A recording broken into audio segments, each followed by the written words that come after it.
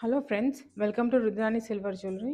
ఇప్పుడు మనం ఆనెక్స్ బీడ్స్తో crafted pearl వేసి ఒక కస్టమైజేషన్ చేసామండి అర్చన గారి కోసం.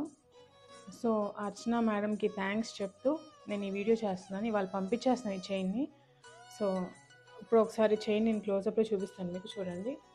ఈ పైన వేసినవన్నీ మెరూన్ కలర్ ఆనెక్స్ మేడం. ఇవి 2 లైన్స్లో ఈ ప్యాటర్న్ ఎంత మొత్తం ప్లెయిన్ వచ్చేస్తుంది.